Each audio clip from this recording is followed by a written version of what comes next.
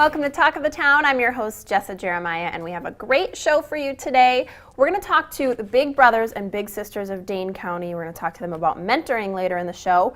And we have a special musical guest that you're not going to want to miss later on. First, we get to talk high school football with Travis Wilson, who joins us from Wisconsin Sports Network, our sports news partner. Welcome, Travis. Thank you.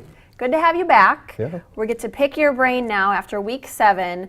So talk to us a little bit, what did we learn in week 7 about some of these local conference races? Talk to us about that. Well, things got a little more interesting in some of these conference races. If we start in the Big 8, conference we've talked a lot about all season, of course, a little bit of an upset at the top where Madison La Follette, who had been in a 3-way tie for first place, went down to Verona, leaves Middleton and Janesville Craig as the top 2 teams in that conference now.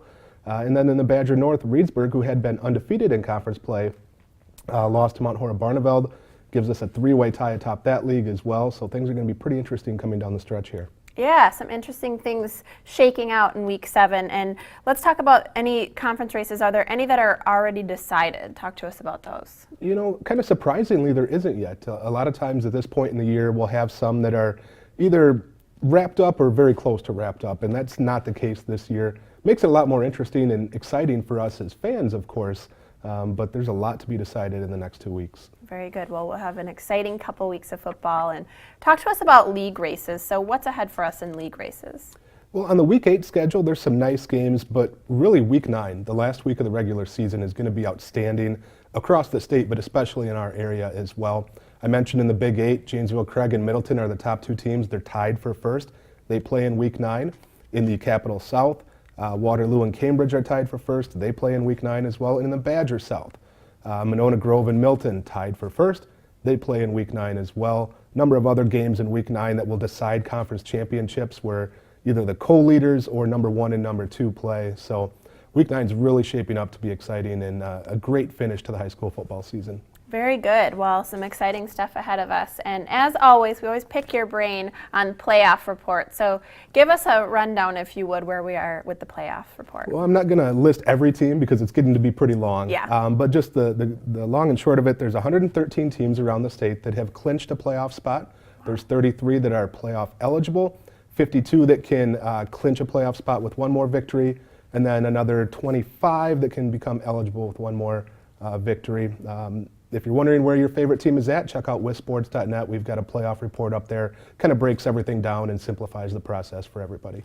Absolutely. So a great location to get all kinds of information that Travis, although you are very good at getting information out quickly, you can't get it all out. So we can go to wisports.net and get it all right there. Yep. Let's talk about some of the teams that are maybe a surprise as far as who's landed in the playoffs so far. Well, you got to start, I think, with Stoughton. The game that they had against Oregon last week on the CW 57 Highway 138 Bowl. That win over Oregon, 13-12, got them playoff eligible, which is really a big thing for Stoughton. That's a football program that hasn't made the playoffs since 1998. That's the only playoff appearance that they've had in their school history. So it is a big thing for them to become eligible, and probably a 90 to 95% chance they'll get in, even if they don't happen to pick up one more victory along the way. So they're, based on that, they've got to be a little bit of a surprise where they're at currently. And there's some other teams around as well that could kind of sneak in and be a surprise teams as well getting into the playoffs. Yeah, absolutely. And what an exciting win for Stoughton. We got to be at that game, and what an excited team and a bunch of great fans. So that was a lot of fun. Let's talk about some folks that might be missing the playoffs that we expected to be in. Any surprises there? Well, there's some teams that either are completely eliminated or have some work to do to get in. That's a little bit of a surprise that they're in that position.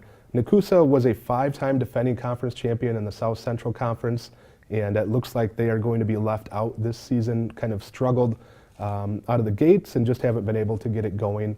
Columbus is a team that started 4-0 that a lot of people had high expectations for, and they had a couple slip-ups early on in the conference season, so they're in a position where to get into the playoffs, they're going to have to run the table the rest of the way. They need to get wins these last 2 weeks. A little bit of a surprise that they're in that position based on where they were coming into the season and into the conference schedule. Okay, so some surprises that we maybe didn't expect on sort of both ends of the coin, and we have an exciting couple weeks ahead of us, and of course we'll have you back to get the rundown from you, Travis Wilson. Visit withsports.net to get all kinds of great information from Travis, and we'll have you back next week. Sound good? Sound good? All right, well, stick around. We're going to talk about student mentoring with Big Brothers and Big Sisters of Dane County next.